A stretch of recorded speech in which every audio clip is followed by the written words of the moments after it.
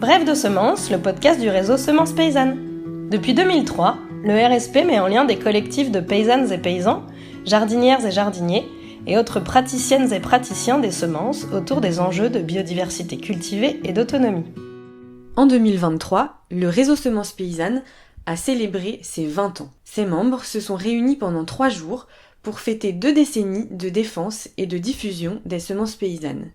Un des temps forts de cet anniversaire a été la table ronde que vous allez entendre dans ce podcast. Elle reprend, autour de 5 moments clés, l'aventure humaine qui a été et qui est le réseau Semences Paysannes, à travers le développement de la recherche participative, les luttes politiques et juridico-réglementaires, la problématique de la valorisation des produits issus de semences paysannes et de l'alternative des communs, puis de la mise en place de l'horizontalité. Ces moments, que vous allez découvrir au cours de ces 5 épisodes, sont retracés par les voix de celles et ceux qui ont fait vivre le réseau toutes ces années. Alors vous entendrez que comme on a enregistré cette table ronde en live, parfois la qualité de son est un peu inégale, parfois il y a un peu aussi du bruit qui couvre les paroles des intervenants et intervenantes, mais on a fait tout notre possible pour que votre écoute soit quand même agréable. Il y a aussi parfois des prises de parole sans le micro, donc vous verrez, on entendra un petit peu moins bien, mais c'est ce qui fait aussi que cette table ronde a été très vivante.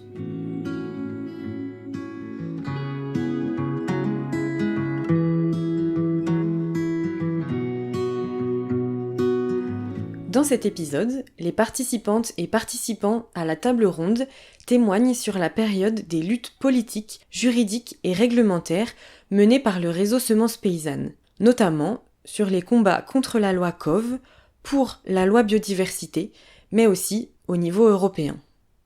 Bon, mais merci à tout le monde. On va passer au moment 3. Bon, l'idée c'est pareil, en 30 minutes, de ne pas prendre toute l'histoire des plaidoyers et puis des diverses luttes, mais on a fait des focus sur des moments forts. Alors le premier moment fort, ça a été la lutte contre la loi COV de 2011. Voilà, c'est une loi qui a institué l'interdiction des semences de ferme, sauf espèces dérogatoires. On vous en dira plus par la suite. Ensuite, on voulait parler de la loi Biodiv en 2016, qui a ouvert des droits nouveaux pour les paysans en termes d'échange de semences paysannes. Et on voulait parler aussi de tout ce qui s'est passé au niveau européen, de processus de réglementation, commercialisation, un processus qui s'appelait Better Regulation, pardonnez l'anglicisme, mais qui a modifié fortement le cadre réglementaire de commercialisation, mais aussi de contrôle sanitaire autour des semences. Donc ça, c'est Véronique qui a vécu ces négociations, qui pourra nous en dire un peu plus là-dessus.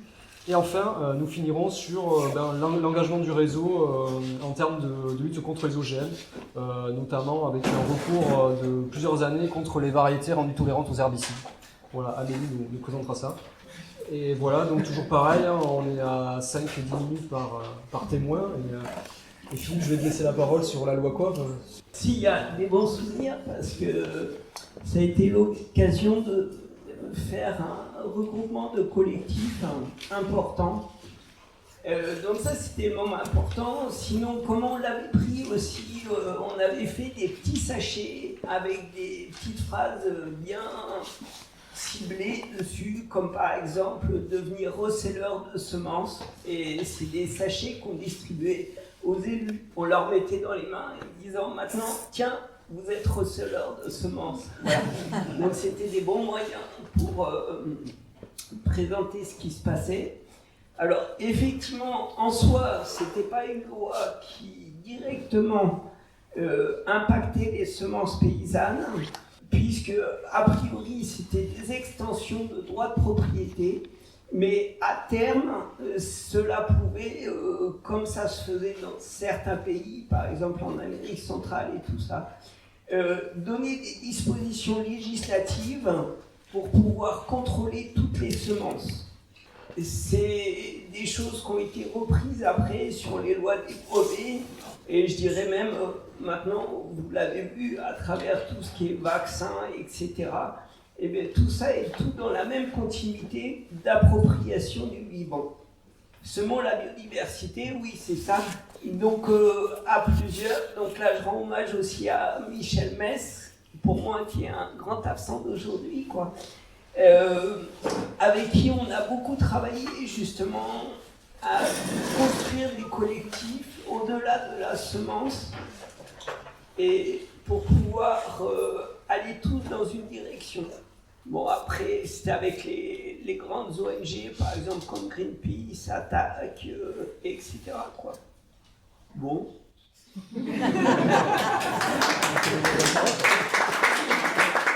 Ça veut dire quoi comme et ça s'écrit comment? Certificat d'obtention végétale. En fait, c'est toutes les semences industrielles, elles sont avec des droits de propriété qui sont soit ce qu'on commence à connaître un peu, mais de manière quand même très opaque, les brevets. Et l'autre type de droit de propriété, ce sont ces certificats. Quelqu'un veut dire quelque chose pour compléter sur la loi COP? En fait, cette loi, elle a entériné le fait que quand tu achètes une variété industrielle, tu ne peux pas reproduire la ferme chez toi. Voilà, c'est une pratique interdite, à part si tu verses des royalties au sélectionneur. Et la contribution volontaire obligatoire. Ouais. À part pour quelques espèces dérogatoires en versant des royalties, mais même par exemple sur toutes les potagères, même quand t'as pas le droit du tout.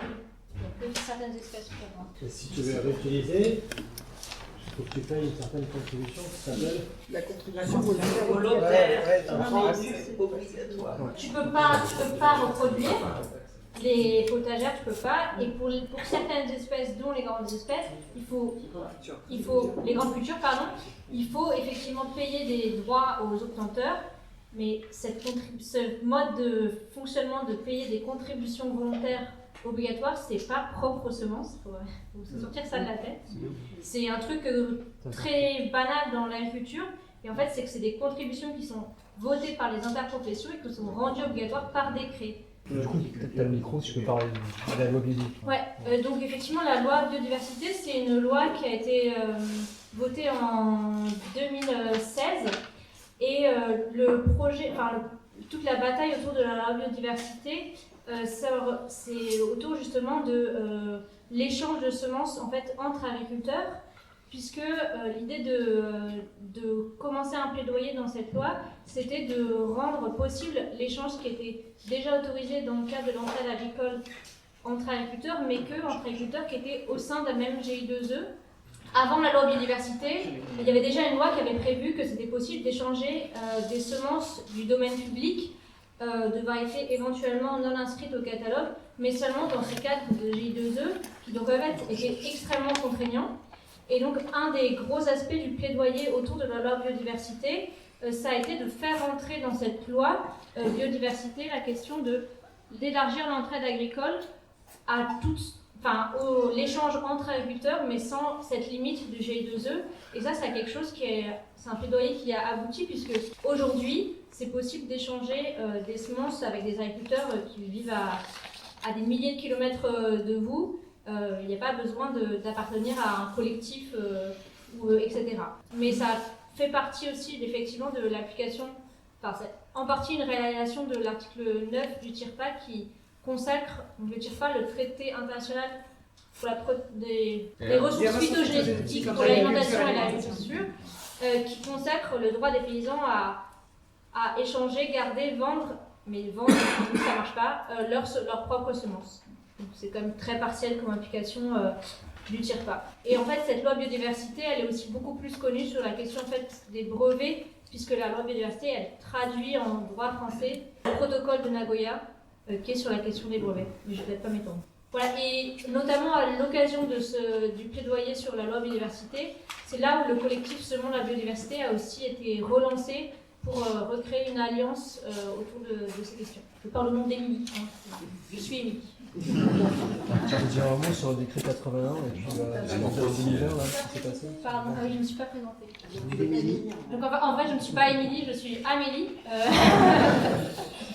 Donc je suis animatrice juridique au réseau Semences Paysannes et Émilie était animatrice juridique en 2016. Voilà pourquoi je suis Émilie, parce qu'elle m'a laissé sa contribution.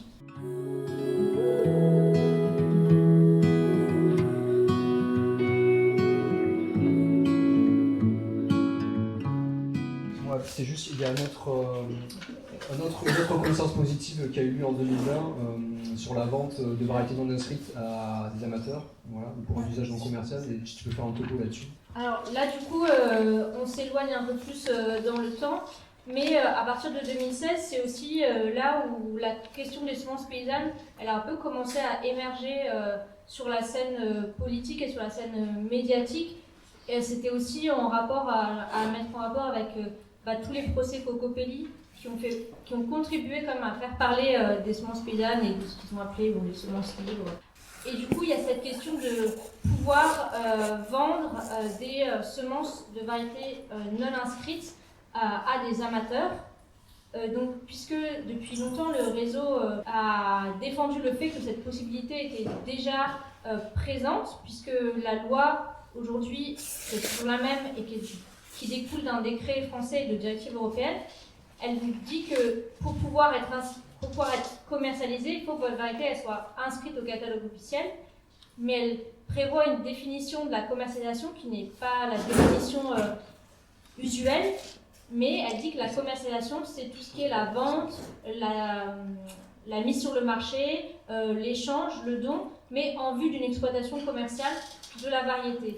Et donc, l'interprétation du réseau qu'elle a toujours défendue, c'est que, comme si vous vendez à des jardiniers amateurs, eux, ils ne font pas une exploitation commerciale de la variété, donc ça ne rentre pas dans le champ de la commercialisation. Et cette vision de la réglementation, cette interprétation, elle a été reconnue notamment par un plaidoyer qui a été fait là au niveau national, avec la loi qui est issue des États généraux de l'alimentation, donc la loi EGalim. Donc je vous passe les détails juridiques, mais en gros c'est la deuxième loi EGalim dans laquelle ça a été traduit. Et donc depuis 2020, c'est inscrit noir sur blanc dans le code rural qu'il est possible d'échanger et de vendre des semences de variétés non inscrites à des jardiniers amateurs. Du domaine public forcément. Véronique, je te laisse la parole sur ce processus européen. Donc nous, on s'est retrouvés indirectement confrontés à toutes les discussions autour de la révision des lois semences pour la commercialisation des semences. En fait, c'était dans les années 2006-2007. Il faut voir qu'il n'y a pas la loi semence, mais c'est une multiple de lois pour chaque type d'espèce. Et la volonté de la Commission, c'était de simplifier ce texte. Au lieu d'avoir de multiples textes, d'en avoir qu'un seul, je ne me trompe pas. Voilà. Et donc, en 2006, Guy Kessler se trouve avec des interlocuteurs de la Commission qui se trouvent devant un problème qui sont les variétés de conservation, qui ne savent pas ce que c'est, quelle est l'ampleur de ces variétés de conservation, on justifiait leur existence par le risque d'érosion génétique de la diversité en Europe, etc. Donc ils ne pensaient pas aux semences paysannes, mais à ces variétés de conservation. Et à partir de cette discussion est né un appel à projet, et auquel on a répondu par Farm Seed Opportunity. Donc on avait sous bras notre obligation de parler de ces variétés de conservation. C'est pour ça qu'on avait distribué l'idée, parce que les variétés de conservation, ils voulaient les décrire, les stabiliser. On s'est dit, mais non, c'est pas possible, ça n'existe pas. Et c'est pour ça qu'on avait distribué chez les paysans, italiens, hollandais et français, on leur avait fait échanger des variétés. Et on avait fait le pari qu'au bout de 3 ans, vous allez voir, les variétés vont évoluer et vous n'allez pas les reconnaître. Et notre pari était surtout visible pour le maïs. Là, ça a été extraordinaire. Hein. Le maïs blanc italien arrivé dans le Poitou, première année, oh, qu'est-ce que c'est que ce truc-là, ça ne pousse pas. Et les quelques graines qui ont pu être ramassées, le 3e année, le paysan dit, moi je les garde, elles sont super. Donc on avait prouvé qu'en 3 ans, on pouvait adapter les variétés, donc ça n'avait pas de sens de vouloir les garder stabilisées. Et à la fin de ce projet, on avait promis des propositions réglementaires. Donc ça a été l'occasion aussi pour nous, à la fois de décrire les variétés paysannes qu'on avait mis en parallèle de ces variétés de conservation, et on avait fait un tableau à 4 colonnes pour dire il y a 4 types de variétés en Europe. Il y a les variétés que vous avez au catalogue, vous avez ces variétés de conservation, mais on ne vous garantit pas que vous allez réussir à mettre des choses dedans, parce que c'est un peu vite, c'est soit des variétés paysannes, ou soit des trucs qui sont dans des petits coins, mais ça n'a pas vraiment de sens dans les filières alimentaires. Mais il y a aussi en émergence une sélection pour la bio, avec une volonté d'hétérogénéité, puisque sans diversité, il n'y a pas de vie, donc il n'y a pas d'agriculture biologique. Donc on sentait déjà pointer les variétés hétérogènes, et on l'avait écrit. Hein. Et il y a 10 ans, on avait déjà pointé tout ce qui est en discussion aujourd'hui, et la variété paysanne, que là, vous ne pourrez pas mettre dans une réglementation semence qui fait appel à des réseaux, qui est échangé, qui n'a pas de but, qui n'est pas stabilisé d'aucune façon. Et donc celle-là, vous ne la rentrerez jamais dans vos lois semences. Et en fait, au niveau de la commission, on y est allé plusieurs fois et ils avaient fait le projet de loi en fonction de ce tableau. Et on pouvait vraiment bien le retrouver. Et il était trop bien pour nous, puisqu'il a été recalé par le Parlement. Ça n'a pas abouti. Mais on avait fait connaître quand même les types de variétés qu'on pouvait rencontrer dans le paysage européen. Donc c'est reparti en ce moment là, avec un nouveau projet de loi semences. Alors c'est pire qu'avant. Les 3 dernières colonnes, elles sont en dérogation, et les autres, elles ont introduit les nouvelles biotechnologies. Mais ce qu'on a observé pendant ces 10 ans, en fait, c'est une cassure de plus en plus forte entre les deux visions du vivant. C'est-à-dire, si encore il y a 10 ans, on pouvait causer un peu avec tout le monde, là, aujourd'hui, il y a ceux qui défendent le vivant et l'hétérogénéité, la diversité, l'évolution, etc. Et puis, il y a les biotechnologues qui n'entendent plus rien à ce qui peut être... Donc, la situation aujourd'hui réglementaire est beaucoup plus... Mais bon, il y a toujours le gauche. Et ça a toujours très bien fonctionné. Donc, il faut surtout accentuer les semences paysannes. Puis voilà. Et puis informer sur les nouvelles technologies et puis les bloquer par l'information. Il n'y a pas d'autre solution. Voilà. Tu peux peut-être faire un point sur ce qui est ressorti quand même de ce processus, parce que finalement il y a eu quand même des zooms vers... derrière, oui. Parce que tu vois, tu dis que l'hétérogénéité elle a quand même été oui, parce que là on a acceptée, maintenu, mais on est passé sous la loi, la nouvelle loi sur l'agriculture biologique, et donc ces variétés hétérogènes, puisque tout le monde en avait besoin. Nous, un peu moins dans les semences paysannes, mais surtout le groupe allemand qui fonctionne avec des sélectionneurs ancrés sur des territoires. Il y a Peter Kunz, mais il y en a d'autres aux Pays-Bas, etc. Ils n'ont pas développé la semence paysanne, mais beaucoup de sélectionneurs de taille modeste pour répondre à des besoins de territoire. Et eux, sans diversité, ils ne peuvent pas avancer, quoi. Et donc, tous ensemble, puisqu'on a eu Farm Seed Opportunity, Solidam, Diversity Food, Light Seeding, donc on est toujours ensemble pour défendre l'intérêt de l'agriculture biologique. Et donc, au 1er janvier 2022, il y a quand même ce qu'ils appellent le matériel hétérogène qui est autorisé. Et dans la nouvelle loi qu'ils proposent, dans la nouvelle loi semences, il y a toujours quand même une partie des textes pour ce matériel hétérogène. Et on a aussi la main pour donner le processus d'inscription, puisque là, on a mis dans notre projet, on a mis le GVS, et puis on est obligé de participer aux discussions pour faire quelque chose qui soit cohérent avec nous. Donc on les tient toujours, mais la partie biotechnologie, là, elle nous échappe aujourd'hui. Mais du côté de l'agriculture biologique, de la diversité, il y a toujours quand même une bonne progression, et on est toujours ensemble, toujours en train de discuter, et les mêmes groupes, toujours face à ça.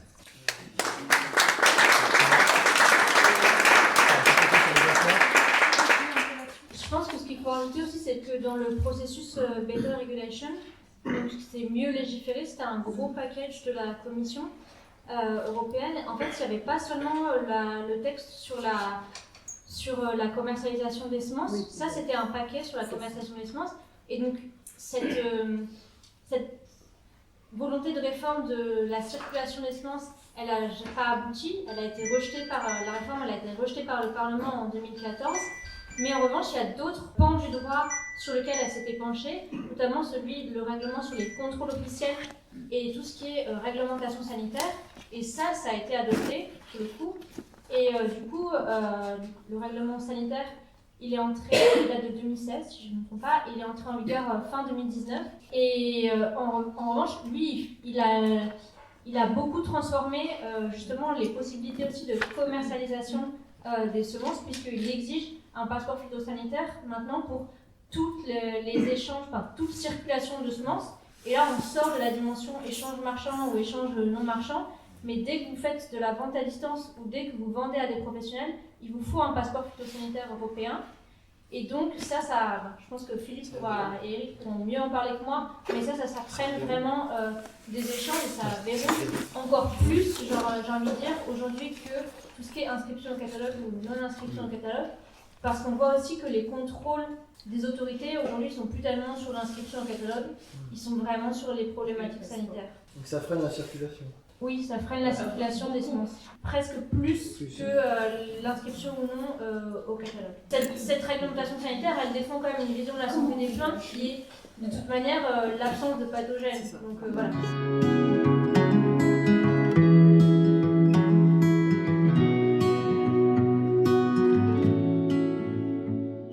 Juste avant la pause, là, une petite minutes sur le recours VRTH, qui est un recours porté par le réseau Semences Paysannes depuis quelques années. Tu vas nous dire ça, Amélie ?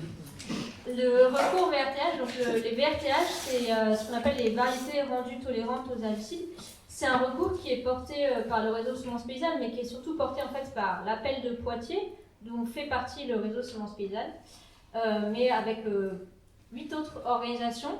Et donc l'Appel de Poitiers, c'est lui qui s'est sensibilisé donc, sur ces variétés rendues tolérantes aux herbicides. C'est en fait des variétés de colza qui donc par manipulation génétique et biotechnologie ont été rendues tolérantes aux herbicides, mais qui sont commercialisées comme étant non OGM, pour le dire vite, qui ne respectent pas la réglementation OGM. Et donc à partir de... le procès il a commencé en 2013, je dirais, il me semble que c'est ça, le début, où donc l'appel de Poitiers... 2015, voilà. Où l'appel de Poitiers a signé l'État, donc en Conseil d'État, pour demander un moratoire sur la culture de ces variétés rendues tolérantes aux herbicides et leur radiation du catalogue officiel. Et donc depuis, le recours court toujours, voilà, parce que donc il y a eu des premières... bon, déjà le temps de la justice est long. Et le temps de l'instruction de ce genre de dossier est encore plus long parce que c'est des dossiers complexes qui croisent réglementation juridique, le scientifique, etc. Donc c'est des débats à la fois d'experts juridiques et d'experts scientifiques. Donc voilà, c'est très long. Et surtout qu'à partir en fait, du moment... Donc le Conseil d'État, lui, s'est dit que ça ne relevait pas de sa compétence. Il fallait qu'il demande à la Cour de justice de l'Union européenne de se prononcer sur certaines questions parce que c'était de l'application de directives européennes. Et à ce moment-là, quand la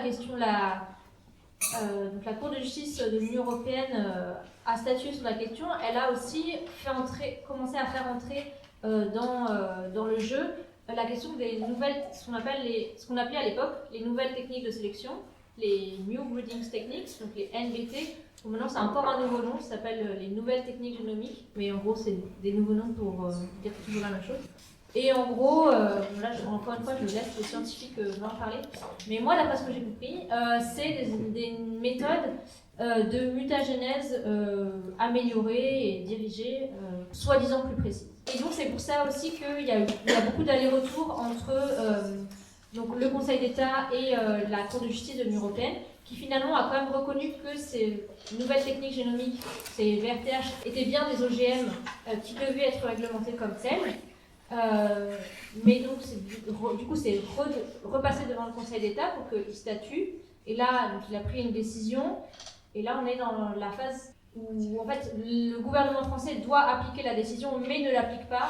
Donc, voilà, il y a des recours qui sont en cours. Et ça, c'est vraiment aussi, pour boucler la boucle, à mettre en relief avec justement toute l'émergence de ces nouvelles techniques de sélection et la nouvelle réglementation que veut mettre en place la Commission européenne sur ces nouvelles techniques de sélection pour, en gros, déréglementer complètement ces nouvelles techniques de sélection en disant que de toute manière, c'est pas des OGM et donc il n'y a pas besoin de les suivre et de les tracer. Ça concerne les tournesols également, non ? Oui, à l'origine, le recours VRTH, il concerne les variétés de colza. Mais maintenant, il y a aussi des variétés de tournesol. Allez-y, si vous avez des questions avant de partir en pause, là, on a 5 minutes. Viens, Geoffroy, si tu veux. Alors là, c'est une question que je pose un petit peu à tout le monde, mais est-ce que vu l'historique du RSP, est-ce que CNBT vont pas relancer un petit peu, j'ai l'impression que c'est une espèce de OGM, ce qui s'est passé il y a même avec le Mont 810, etc. Donc est-ce que ça peut relancer un petit peu les forces vives dans les associations, chez les paysans et du coup, qu'est-ce qui se passe aussi dans les autres... Donc là, si j'ai bien compris, l'État français est censé appliquer le droit européen. Est-ce que tu peux nous raconter ce qui se passe un peu dans les autres États, comment c'est perçu Alors, sur le truc de l'État français, je l'ai fait courte, mais en gros, l'État français ne veut pas appliquer, donc il va faire un recours auprès de l'Union européenne. Et en fait, il y a plusieurs instances à l'Union européenne, ils ne sont pas d'accord entre eux. Voilà, pour la faire courte, l'État français se base aussi sur la divergence de vues entre la Cour de justice de l'Union européenne et la Commission européenne, qui n'ont pas la même façon de voir les choses. Et dans les autres États, tout le monde fait l'autruche. Comme ça, on n'en parle pas. Parce que c'est très compliqué en fait aussi, parce que justement, comme on ne les a pas suivis jusqu'à aujourd'hui, ces variétés VRTH, pour après en empêcher la culture, c'est d'autant plus compliqué. Et après, sur la problématique des nouvelles techniques génomiques, est-ce que ça peut relancer des dynamiques? J'ai envie de dire j'aimerais bien, mais moi j'ai l'impression que les 3/4 des gens ils ne savent même pas que ça existe en fait, les NGT. C'est encore pire que les OGM, les gens c'est un non-sujet en fait. Les médias n'en parlent pas, très peu de médias en parlent quand même. En tout cas, il n'y a pas de conscience citoyenne là-dessus. Paysanne peut-être un petit peu, mais citoyenne zéro quoi. Je pense que cette question, est-ce qu'il y a un point de vue paysan sur le bilan de cette lutte OGM? Je pense que ça serait intéressant qu'on entende ça. Patrick, et puis je me rappelle plus trop. Sylvie, voilà.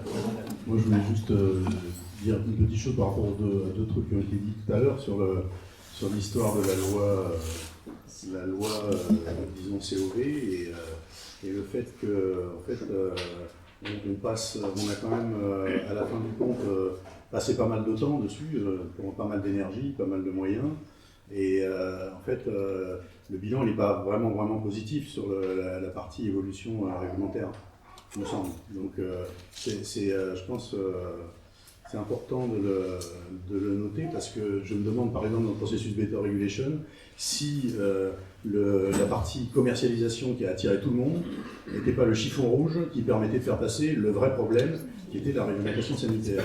D'où c'est toujours très difficile de savoir où on met l'énergie qu'on a. On en a assez peu à notre niveau par rapport à ceux qui font les lois.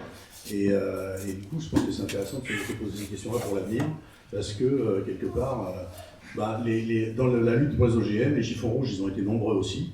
Et pendant ce temps-là, il y en a d'autres qui étaient là depuis longtemps et qu'on a mis sous le tapis, que ce soit sur les choux, que sur le riz, sur tout un tas de choses qui sont même utilisées en bio, dans le plus grand silence. Donc c'est aussi pour ça qu'il n'y a pas non plus beaucoup d'intérêt à en parler comme ça en public, parce que c'est tellement complexe qu'on dit finalement à la fin ce qui va rester dans la tête c'est il y a des OGM dans la bio. Et donc ça ne lui fait pas de bien. Donc c'était un point que je voulais signaler. Oui, bonjour à toutes et à tous.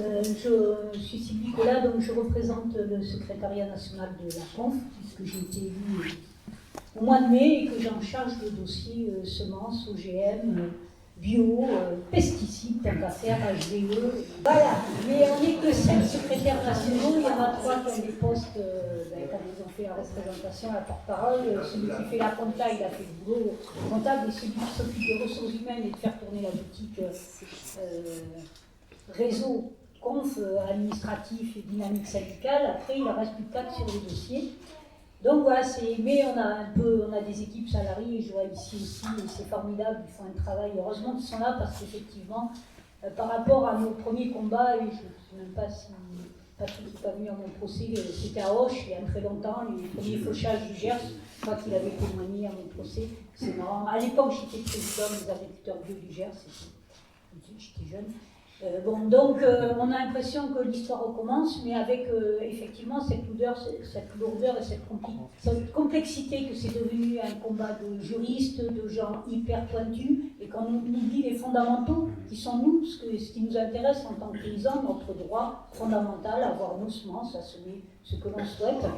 Et ce que je voulais aussi, c'est vous dire qu'il y a ce parallèle avec le monde animal qui est terrible. Il suffit de regarder ce qui s'est passé. Alors moi, ça fait 8 ans que je bagarre sur le plein air et les problèmes de la grippe aviaire. Aujourd'hui, c'est la MHE sur les bovins, ovins, caprins.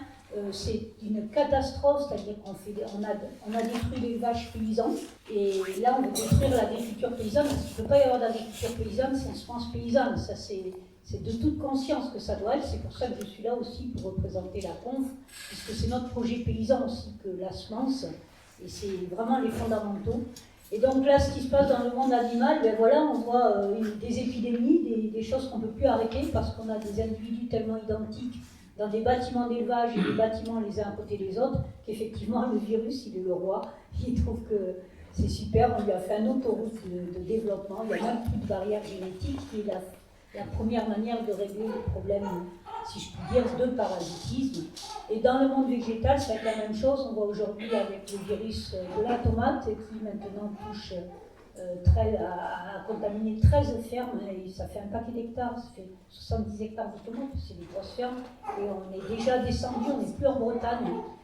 Donc voilà des problématiques d'où ils vont nous remettre la réglementation sanitaire, et c'est ça qu'il faut aussi être très attentif là-dessus. En élevage, c'est ce qui coince tous les éleveurs actuellement, c'est par rapport à toutes ces déclarations et ces réglementations sanitaires, et au nom du sanitaire, ils bloquent tout développement économique, même quand il est paysan, puisque pour des raisons sanitaires, on nous a fait enfermer des volailles. Nous, on a résisté, bien sûr, pas mal. Mais c'est dire, on est toujours dans l'illégalité, tous les jours on est dans l'illégalité, c'est lourd. Et donc comment on peut développer et installer des jeunes dans une situation où ils vont être forcément dans l'illégalité, alors qu'ils sont en train de faire leur classe déjà, d'apprendre à produire, où ils ont beaucoup de choses à mettre en place chez eux. Donc c'est très, vraiment on sent que les taux se resserrent, et pour autant il faut qu'on soit optimiste, parce qu'il y a le monde, et que dans le monde, il y a des droits des paysans, le droit des semences. La semence paysanne a été reconnue au travers de l'UNDROP, de la Déclaration des Nations Unies. Il faut le faire valoir, il faut le dire. On a pris plusieurs rendez-vous là, ces derniers temps sur ces sujets au niveau de la CONF, au niveau international, auprès de l'ONU, auprès des instances européennes et même auprès des affaires du ministère des Affaires étrangères. Et oui, la CONF est reçue la semaine prochaine au ministère des Affaires étrangères pour défendre, entre autres, l'UNDROP et donc au travers de cela, la réglementation paysanne, la déclaration paysanne des droits des paysans à avoir leurs semences. C'est pareil, ils n'étaient même pas au courant. Certes, ils n'ont pas voté, elle n'est pas contraignante cette déclaration, mais pour autant, elle titille. Et déjà, on a des retours comme quoi, parce qu'on demande un rapporteur là-dessus, et donc on aura peut-être des experts nommés à l'ONU, et on le voit sur toutes les violences. Alors là, je déborde un peu, qu'on a vu à Seine-Soline ou autre. Ben, les rapports de l'ONU, c'est pas rien. Quand on est devant la justice, il va falloir peut-être aller jusque là aussi dans nos combats. Donc il faut être positif, on est tous là ensemble, et il y a beaucoup de gens dans le monde entier, de paysans qui ont leurs semences, qui pour le coup sont aussi dans les mêmes démarches que nous, même peut-être plus en avance encore. Donc moi j'ai assez confiance en l'avenir, et puis il y a la jeunesse maintenant qui fait qu'après de lâcher les choses, ils iront très bien. Ils ne veulent pas faire que faucher. Merci.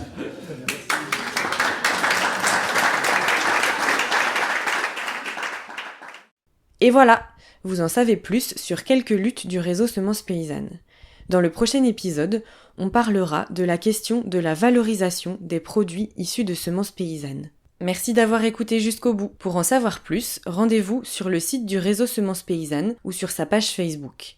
À très bientôt sur Bref de Semences.